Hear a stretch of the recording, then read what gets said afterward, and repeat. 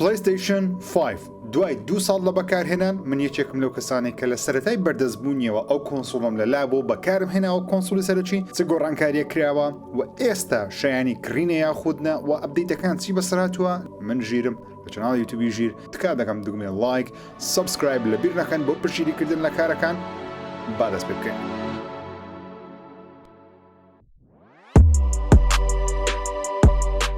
سەرەتان بە یاریەکان دەست پێ دەکەم بێگومان لەگەڵ بڵاوبوونەوەی PlayStation 5 گلەیەکی زۆر هەبوو کەەوە یاری گەورە و زەبەلەح لەوانەیە نەبی بەڵام ساڵ یەکەم بینیمان یاری زۆر باش هەبوون تۆنێک یاریمان بینی و لە ڤیدیۆی یەک ساڵی PlayStation 5 زیاتر باسی ئەوانم کرد لە چەناڵ بەردەستە بەڵام بۆ ساڵی دووەم گلەیەکان تقریبان ڕەوینەوە لە بەرەوەی چەندین یاری جیاوازمان هەیە ئەو ساڵ بڵاوکردن یعنی سۆنی ئەو شتە باشەی کە هەیەی یاریەکانێتی بەڕاستی کە ئەو ساڵ پێمە یاری زۆر ناوازە لەسەر PlayStation 5 بە تایبەتی بڵاوکردنەوە لە سەرەتای ئەو ساڵ کۆلێکشنێک لە یاری بڵاو بووە بە ناوی Uncharted Legacy of Thieves Collection لە 28 2020 بڵاوکرانەوە هەرچەندە یاریەکان بە تەواوەتی نوێنینە تەنیا ئەپدەیتێکی دوو یاری کلاسیکی PlayStation 4 وشەی کلاسیک بەکاردێنم بۆ یاریەکان چکە لەنەوەی ئێستانی و نەوەی ڕابردوون هەردوو یاری بێگومان لەوانەیە زۆربەتان کردوتانە بەڵام لەسەر PlayStation 5 بە کواڵیتیشی بەرزتر بە 4K 60 فریم بە شێوەی داینامیک بەردەستن لە مانجی دوو یاریەکی تایبەتی PlayStation 5 بە ناوی سیف و لەسەر PlayStation 5 و PC بڵاوکرێەوە ئەو یاریە تایم ئەکسکلوسیڤ یاریێکی کاتی لەسەر PlayStation 5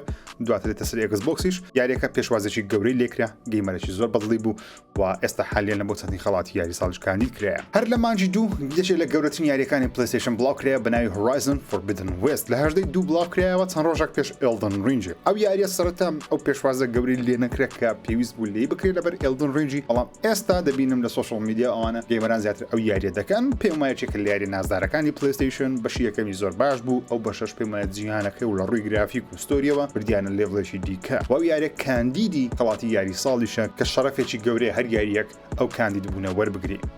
لە مانجی سێ یاری Gran Turismo 7 بڵاوکرایەوە یەکێک لە گەورەترین یاریەکانی PlayStation و یەکێکە لەو یاریانەیەکەوە وای کردیە PlayStation بۆ شێوازە بەناوبانگبی ئێستاش ملیۆنان کەس لە جیهان لەبەر خاتی Gran Turismo PlayStation هەڵدەبژێرن بێگومان سەرەتای بڵاوبوونەوەی کێشەی هەبوو لەبەرەوەی یەک لە کێشەکانیشی تاوەکو ئێستاش مایە ئەوەکە یاریەکە دەبێ بەردەوام ئۆنلاین بی ئینجا بتوانانی یاری بکەوێتەوە بێ ئینتەرنێت ناتوانانی یاری بکەێت ڕخنەیەکی معقولە لەو یاریە بگیرێ و پێویستە چیان کرد بەڵام چیان نەکردی و لەبەر سیستەمی داهات و پارەی ناویاریەکە کەشتێکی بێمانایەوە بڕوای من بەڵام وەکو یاری وەکو کوواڵێت یەکێکە لە یاریە تۆپەکانی دنیا ڕیسینگ بەڵام جیاوازە لە یاریێک وەکو Forza Horizon ئەوە زیاتر بە Forza Motorsport دەچی لەبەرەوەی سیمیلیشنێکی زۆر ڕاستەقینەیە لە ناو یاریەکان بە کوواڵەتێکی زۆر بەرز ئەو یاریە بڵاوکرێ پێشوازی گەورەشی لێکرا و کاندیدیشە لە بۆ یاری ساڵ لە ڕووی وەرزشی و چێڤەرچێەوە هەر لە مانجسە یاریشی دیکەی تایبەتی PlayStation بڵاوکرایەوە چەندە کاتیە بەڵام ئاپێ مابی ساڵێک بۆ 2 ساڵ عقدیان هەیە لەگەڵ بەفێزدای ئەو یاری کە مایکرۆسۆفت ئێستا حالیە بەڵام سەرتا سە PlayStation بڵاوکرێەوە ئەویش یاری Ghostwire Tokyo ئەو یاریە دەتوان بڵێم لاوازترین یاری PlayStation بە شێوەیەکی کاتی کا ساڵ بڵاوکراویتەوە پێشوازێکی باشی لێکرا بەڵام پێشوازەکان لە هاوشانی Gran Turismo و Forza و Uncharted Legacy of Thieves Collection نەبوون یاریەکان یاریشی سەرنجڕاکێشە ژاپۆنیە لەوانەیە گەیمەری تایبەت بەخۆی هەبی ئەو کەسانێکی هەرێکەیان کردووە ئەوانەی بەدڵیانە زۆر بەدڵیانە بەڵام ئەو کەسانی بەدڵیان نەبوو حەزیان پێ نەکردیان باوەڕ ناکەم ڕئیان بگۆڕدرێ کە ئەو یاریە بکەن من خۆم نەمکردی بەڕاستی و ستایلەکەشی زۆر من ڕناکێشی بەڵام سەرکەوتنەی گەورەی بەدەستی نایە لە ڕووی فرۆشەوە یەکێکە لە یاریە سەرکەوتوەکانی ئەو ساڵ لە بۆ بەفێزدای مایکرۆسۆفتی لەگەڵ PlayStation سۆنی لە مانجی هەفت یەکێک لە گەورەترین یاریەکانی ئەو ساڵ بڵاوکرایەوە مەقسەدم گەورەترین نییە بەڵام یاریشی بچووکە بەڵام کاردانەوەیکی گەورەی دروستکرا بەڕاستی ناو جیهانی ڤیدیۆ گەیم ئەویش یاری سترەیە یەکێکە لە یاری سەرنجڕاکێشەکانی ئەو ساڵ یاریەکەکەوە گەیمەرێکی زۆر بەدڵی بوو لە کوردستان هەواداری زۆری پێیا کرد یاریەکە بە پشی لە یاری دەکەی ڕاستە ئەو یاریش تایم ئەکسکلوسیڤە لەسەر PlayStation Plus بەردەست بوو ئاتە بە شێوەیەکی کاتی لەسەر PlayStation بەڵام عقدەکەی لەگەڵ سۆنی پێم وایە ساڵی داهاتوو تەواو دەبی لەوانەیە بێتە سەر گەیم پاسش لە مانجی هەشت یاریشی دیکەی ئەکسکلوسیڤ کاتی لەسەر PlayStation بڵاوکرا بە ناوی Rollerdrome زۆرم بەدڵ نەبوو بەڕاستی لەبەرەوەی ستایلی من نییە بەڵام بۆ کەسانی بەدڵیانە یاریەکە بە شێوەی سکەیتکردن و تەقەکردن لێ کاتدا گەیمەری خۆی هەیە پێم وایە یاریشی ئیندیە بەڵام گەیمەری تایبەت بەخۆی دۆزیتەوە لە مانجی نۆ یەکێک لە بەناو باکترین یاریەکان ڕیمەیک کراوە کە گەیمەرێکی زۆر دایان لەبەرچم ئەو کێشەیەک ناو ستودیۆکانی PlayStation ستودیۆیەک هەڵسا بە دروستکردنی ئەو یاریە بەڵام دواتر یاریەکە زانیان پارێکی زۆر تێدەچی هینیان و لای نایتی دۆگە یاریە بەرهەم هینە و بە $70 بڵاوکرا کە پێم مانێرەکە یەکجار زۆرە لە بۆ یاریەکەوە ڕیمەیکە ئەویش یاری The Last of Us Part 1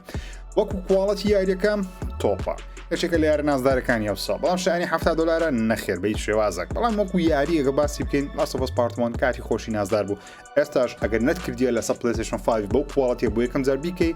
هەستێکی عەجیبت پێ دەدا کوواڵەتی یاری تێدەگەی وەستۆری تۆپی یاریش ئاشنا دەبێت بێگومان گەورەترین یاریش کە ئەو ساڵ لەسەر PlayStation 5 بڵاو کرایەوە یاری God of War Ragnarok بوو کە چەندین ساڵەکەی بەران چاوەڕاین دەکەن پێم وایە گەورەترین یاری ئەو ساڵی PlayStation 5 بە تایبەتی کە بڵاو بکرێتەوە لەسەر PlayStation 4 بێگومان بەردەستە بەڵام لەسەر PlayStation 5 بۆ کوواڵەتی نازدارە بە و گرافیکە نازدارە بڵاو کرێتەوە گەیمەرێکی زۆری لە خۆڕازی کردیەوە سەبژوان مەدیا دەکەوی کە یاریەکە چەند دەفرۆشرێ کە ڕۆژی یەکەمی ئەو شتانەی پرفرۆشتنی یاری بۆ لە ڕۆژی یەکەمی هەر یاریەک ئەو ساڵ بڵاو بکرێتەوە جگە لە FIFA 23 نەبێت کاسە کەوتنەی گەورەی لە بۆ سانتا مۆنیکا و سۆنی PlayStation بێگومان کاتە بەگشتی یاری زۆر باش لەسەر PlayStation 5 وەکو تایبەت بڵاو کرێتەوە جگە لە یاریە third partyەکان واتە ئەو یاریانەی کە لە هەموو کۆنسۆڵەکانیش بەردەستن بینە سەر UI لەگەڵ فیچەرەکان تایبەتمەندیەکان UI واتە سیستەم لەگەڵ تایبەتمەندیەکانی ناو سیستەمی PlayStation 5 لە ساڵی دووەم زیاد لە ساڵی دووەم تایبەتمەندی VRR و ALM و وەروات 1440p زیاد کرا بالۆتان شیکەمەوە شتانە چیە VRR لەگەڵ ALM ئەو دووە تایبەتن بەو مۆنیتەرانەی کەوا سەپۆرتی ئەو جۆرە تایبەتمەندیانە دەکەن فرێمڕێتی یاریەکانە لەگەڵ هێرتزی شاشەکە بگونجێ لە بۆ 120 هێرتز و یاریەکە بە 120 فریم ئەنجام بدەیت هەندێک یاری سەپۆرت دەکە هەموو یاریەک سەپۆرتی ناکە و هەندێک شاشە و یاخود TV مۆنیتەر سەپۆرتی دەکەن دە سەپۆرتی ناکە بە کوواڵەتی 2K لە بۆ PlayStation 5 زیاد کرێ هەرچەندە تاوەکو ئێستا VRR و 2K بێکەوە بەردەست نەخرێنە بەڵام بۆ کەسانی شاشەیەکیان هەیە دەتوانێت 120 هێرتز یاری پێ بکرێ هەندێک یاری هەیە مەسەڵەن وەکو Call of Duty Modern Warfare 2 هەندێک یاری هەیە کەوا دەتوانین بە 120 هێرتز یاریەکە بکەی مەسەڵەن یارێکی وەکو God of War Ragnarok ئەنلۆک فرێمڕێتی هەیە کەوا لە 60 بەرز دەبتەوە لە بۆ 190 هێرتز کە سەرنجڕاکێشە وا دەکە یاریەکان نەرمتر ئەنجام دەی وەکو PC سیستەمی پارتی چاتکردن لەگەڵ هاوڕێکان و بە دەنگ و بە تێگەست لەسەر PlayStation 5 ساڵ یەکەم زۆر خراپ بوو گەیمەری زۆر بەدڵیان نەبوو لێ سیستەمی پلی چواریان تقریبا وەکو بیان لێ کردی ئەو ساڵ ئەپدیت کرایتەوە سیستەمەکە جوانتر خۆی نیشان دەدا و گەیمەرانی زیاتر بەدڵیانە تایبەتمەندی voice کەماندیان لە بۆ زیاد کردیە ئەس دەتوانێت بەداگرتنی دوگمەیەک کە من بەکار نەهینەیە لەبەرەوەی بەنگلیزی قسە ناکەم من بەڵام ئەگەر بەنگلیزی قسە بکەی مەسەڵەن دەتوانین بڵێ God of War لە بۆ پلی بکە PlayStation شتێکی لێ بابەتانە یاریەکە لە بۆ پلی دەکات فۆلدەر نەهاتیە وەکو فۆلدەر بەڵام شتێک زیاتریا بەناوی گەیم لیست کەوا کاتی خۆی لەسەر PlayStationی لەسەر PlayStation 4 فۆلدەر هەیە کەشتێکی زۆر نازدار بوو بەڕای من یاریم زۆرە مەسەڵەن لایک من 300 یاریم هەیە بە لەبلانێ 500 یاریەکەم هەبێت زۆر بە یاریەکانی ئاسازنم هەیە زۆر بە یاریەکانی God of Warم هەیە زۆر بە یاریەکانی فیفام هەیە ئەو GTA هەیە دەتوانانی ئەوانە بۆ خۆت بکەیت گەیم لیست بەڵام بەدەستکەوت شوێنەکەی تۆزە قۆڕە دەی بچێت کۆتایی UI-ەکە بچێن ناو یاریەکان ئینجا گەیم لیستەکان دەبینی وەکو پێشتر نیە فۆلدەرەکە لەسەر شاشەبی لەوانەیە فۆلدەرە داهاتوو بێ بەڵام جاری تەنیا گەیم لیستمان هەیە کە هەر باشتر لەوەی هەر هیچ نەبێت ترۆفی لیستیان چاکردیە پێشتر ترۆفیەکان بە شێوی کارت نیشان دەدا بەڵام ئێستا لیستێکی خشتەیەکیان وەکو پلی چواردانەیە کەوا نیشاندانی ئاسانە وەروە ئەو ترۆفیانێک کە هیدن بوون ئێستا باسانتر دەتوانی ترۆفیەکە ببینی کە مانای چ دەدا یاخود دەبی چ بکەیت تاوەکو ترۆفی دەتوانین تراکیشی بکەیت بڵێ ئەو ترۆفیم لە بۆ تراکە لە ناو یاریەکەی پێت دەڵێت چۆن ئەو ترۆفیەش بەدەست دەخەی سیستەمی ئاکتیڤیتی کارت دووبارە ئەپدەیت کرایتەوە ئێستا باشترە بۆ نمونە یاریەک ئەگەر مەسەڵەن چەند مەرحەلەیەک لێبڕیە ئەگەر یاریەکە بەخۆی سەپۆرتی ئەو سیستەمە بکە لە زیاتی پلی گەیم لەسەر UI سەرەکی PlayStation 5 دەتوانی ئاکتیڤیتی ریزیوم ئاکتیڤیتی دابگری ئاکتیڤیتیەکە چدا دێتەوە دێ سەر ئەو مەرحەلەی کەوا لێ ڕاوەستاوی هەموو سێکشنەکانی مەسەڵەن لۆگۆی کۆمپانیا و لۆگۆی PlayStation و لۆگۆیەکان هەمووی سکیپ دەکا دەچێت سە مەرحەلەکەی کە بە شێوەیەکی زۆر خێرا توانی بچیۆ ناو یاریەکان بەڵام بەداخەوە هەموو یاریەک سەپۆرتی ئەو سیستەمە ناکە هێشتا ئەگەر بێت و یاریەکانی دیکە سەپۆرتی بکەن تەشی زۆر نازدارتر دەبێت بەڵام لە UI و فیچەرەکەش چەند پێشنیاز دەکەم هەیە و چەند ڕخنەیەشم هەیە بەڕاستی ئەتاوەکو ئێستا فیمان نییە وەکو پلی چوار بتوانین باگراوند بگۆڕێ هەر یاریەی بەخۆی هەشتەشی جوانیشە هەر یاریەی باگراوندەکە بە کامەلدا دەپۆشی بەڵام حەز دەکەم بە شێر شێوەکان سۆنی تۆزێک فیم و باگراوندی جیاواز بە گەیمەر بدا بتوانین ڕەنجی هەندێک شت بگۆڕین دەستکاریەکی بکەین مەسەڵەن بەو نە God of War Ragnarok بڵاو دەکرێتەوە دەتوانین فیلمێکی God of War Ragnarok لەسەر پای PlayStation 5ەکە دابنێ کەشتێک زۆر سەرنجڕاکێشە مەسەڵەن ئێستا ئەوە دەبینن دابنێ PlayStation Store لە جاتی PlayStation Store لە سێکشنێک بە تایبەتی فیلمێکی یاریەکە هەبی حەز دەکەم بەردەوام وەکو باگراوندیش بی هەر هەبی گەیمەر دڵی پێخۆش دەبێت هیوادارم لە داهاتوو سۆنی کارە بکە کە لەسەر پلی 4 فیلمی زۆر نازدار هەیە لە ساڵی دوم پلیستیشن دوشتی وەکو هاردوێر لە بۆ پلیستیشن 5 بەردەستخست یەکەچیان ڕەنجی ڕەش و ڕەنجی جیاوازی دوال سنسەکانە کۆنتترۆلەرەکانە لەگەڵ هێدفۆنەکەی بە ڕەنجی جیاواز دوال سنس لەگەڵ 3D ئۆدیۆ کە ئێستا باسییان دەکەم ئەوانە ساڵ یەکەمیش هەبوون بەڵام ئەو ساڵ دوو تایبەتمەندی نوێیان زیاد کردی یەکەشان ڕەنجی ڕەشە ئەوە 3D ئۆدیۆیەکە ئێستا دەتوانین ماپی بکەیت سەرەتا لە ڕەنجی ڕەشەکە ئۆکەی ڕەنجی ڕەشەکەم بێ جوانە من یەکسەر بخۆتەزان بەرگم دایمە زۆربەی کە ڕەنجی ڕەش حەزم بە ڕەنجی ڕەشە یەکسەر کۆنتترۆلکی ڕەنجی ڕەشم کڕی کە من ئێستا دیفۆڵتەکەی بۆ یاری دەکەم زۆر نازدارە ڕەنکەشی زۆر جوانە ماتەشی جوانە و شوخ توشتیش دەگری ئەگەر پەنجە تۆزەگنینەوە درێژبێەوەی ئاگدار بێ دەربارەی هێدفۆنیش ئەو ڕەنگە ڕەشەم کڕی لە جیاتی سپیەکە پێم وابوو ئەوە لەگەڵ تاخمەکە زیاتر یەک دەگرتەوە 3D ئۆدیۆیان لە بۆ زیاد کردیە تایبەتمەندیەکە دەتوانین لەناو سێتیجی پلیستیشن 5 سێتەپی بکەیت بە ئارەزووی جێی خۆت سەرنجاگەر جێت بەنەوعەکە و هەرکەسە و نەوع خۆی هەیە دەتوانانی زۆر بە ئاسانی گوێ لە یاریەکان بگری بە شێوی 3D لە هەموو 3D ئینڤایرۆمنت تەنیا ڕاست و چەپ نییە بەڵکو پێش و پشت و هەموو لایەکانە جێ لێیە پێم وایە هیدفۆنێکی زۆر نازدار لە بۆ یاریکردن و بێگومان بە وایار و بێ وایاریش کار دەکات بە تایبەتی لەگەڵ پلیستیشن 5 بێنە پلیستیشن پڵەس ئەو ساڵ پلیستیشن هەڵسا پلیستیشن ناو و پلیستیشن پڵەسی کردە یەک خزمەتگوزاری بە سێ جۆری جیاواز بە ناوەکانی ئیسنشەڵ ئەکسترا لەگەڵ پریمیەم کە نرخیان جیاوازە و تایبەتمەندیشیان جیاوازە سەرەتا ئیسنشەڵ پلیستیشن پڵەسی کۆنە مانگانە 2 بۆ 3 یاری دەداتێ ئەگە پلیستیشن 5 تەبی 3 یاری ئەگە پلی 4 تەبی 2 یاریە لەسەر پلیستیشن 5 3 یاری خۆت مانگانە وەردەگری هەندێکمانی دەتە 4 هەموو مانجێ یاریەکان زۆر باش نیە بەڵام بەگشتی یاری باشی تێدایە ئەکسترامان هەیە ئەکسترا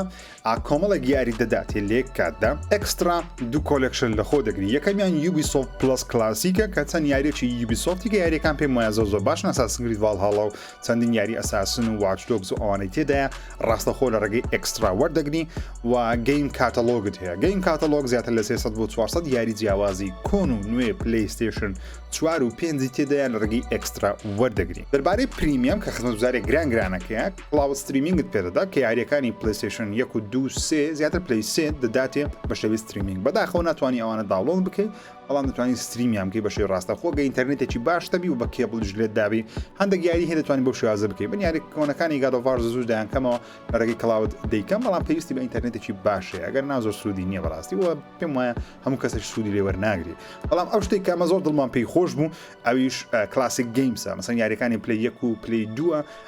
بە شێوی ڕیماستەر بی بە شێوی هەمان ستایلیش بی بڵاو بکرێتەوە هەندێک یاریان دانایە بەڵام سۆنی زۆر بە سەیری باسی کلاسیک دەکەم و ناتاوەکو ئێستا یەک یاری پلی 2یان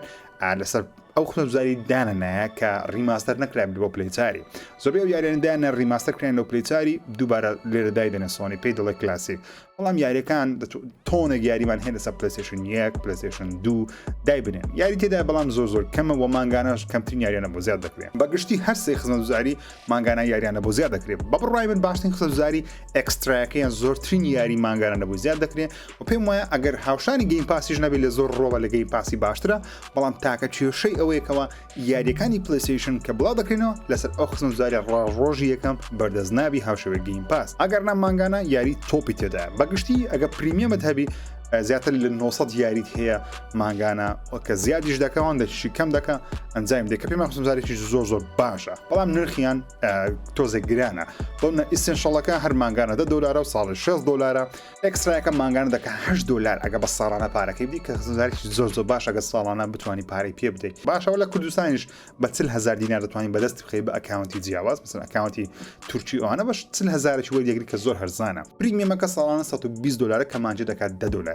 بەڵام پریمیەمەکە لەبەر کلااودەکەی لەوانێ زۆر سوودی لێ وەرنەگری کلاسیکەکانیش تاوەکو پلیستیشن گرنگی پێ نەدایە ئەگەر لە کوردستانیش پریمیەی بەدەست بخەی لە 60 بۆ 80,000 بەدەست دەکەوی لە کوردستان بە ئەکاونتی تورکی ئەوانە کە زۆر هەرزانن بگومان لە $120 بەڵام پریمیەکە وەکوتم زۆر سوودی لێ وەرناگرن ئەو پارێ سەرف مەکەن لەبەرەوەی تاکە شتێک کە سوودی هەبی لەوانەیە تەنیا ترایڵەکانە هەندێک یاری هەیە دەتوانانی بە شێوەی تاقیکاری ئازوتر ساعتێک 2 ساعتیان لێ بکەی بەڵام زۆر سوودەی نییە کلااودەکەش وەکوتم ئینتەرنێتێکی باشی دەوێت کلاسیکەکانیش تا ئێستا یاریی زۆر بەتوانیان دانەنایە ئەکسترایەکە دەرەجەیەکە عیبی نییە. بێنە سەر داهاتی پلیستیشن 5 لە ماوەی 2 ساڵ چۆن بوو چیش دەبی پێم وایە ئەو ساڵ پلیستیشن شتێکی زۆر باشی کرد لە بڵاوکردنەوەی یاری جیاواز بە تایبەتی گاروڤار و هۆرایزن لەگەڵ گراند تریزمۆ سێ یاری تۆپی خۆی ئەو ساڵ بڵاو کردیتەوە. بگومان ساڵی داهاتوو یاریەکانی وەکو وۆڵڤرین لەوانەیە لەگەڵ سپایدەرمان 2 لەگەڵ چەند یاریەکە هێشتا هەشتا نەکرێ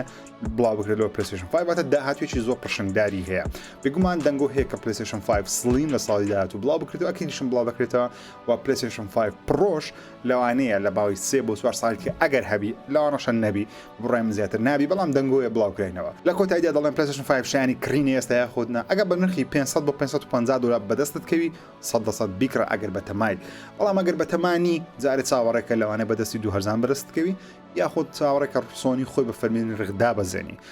ئەو کۆنسۆڵاگە زیاتر بفرۆشێ زیاتر بکاتە بازارەکان نرخی لە کۆتاییدا هەردا دەبەزێ. بەڵام بەڕاستی بە کڕینی 700 بۆ 800 دلار لە کوردستان کە بەو نرخەیە پێم وایە پارەیەکی یەکجار زۆرە بە کۆنسۆڵێک بەڵام ئەگەرت مصری لەسەر ئەوەی پلیستیشن 5 بکڕی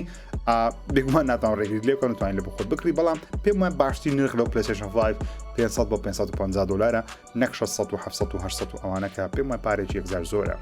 پلیستیشن 5 لە ساڵی دووەم پلیستیشن 5 کڕیە نەتکڕیە بە تەمای بیکڕی ئەو شتانە لە کۆمنت بۆ چوونی خۆتان بنووسن و بۆ چونتانە سەر پلیستیشن 5 بەگشتی چیەگەر ئەو کەسانی هەیتیان یاخود ئەو کەسانی بە تەمانە بیکڕن کەی دەیکڕن و ئادەمە لێشتان پرسمەوە کەسانی کە هەیتیان باشترین شتی پلیستیشن 5 تاوەکو ئێستا لە ماوەی ساڵی دووەم چییە کە زۆر هەستان لە یاخود حەز دەکەن چیت کە زیاد بکرێن ئەو بۆ چونانتان لە کۆمنتی خوارەوە بە مناقەشەیەکی زۆر گیمەرانە بەبێ فانبۆیەتی تکایە دەکەم بنووسن و ئەگەر حەز دەکەن ڤیدیۆیەکی لەو شێوازە لەسەر Xbox Series X ئەەکەم دەکەم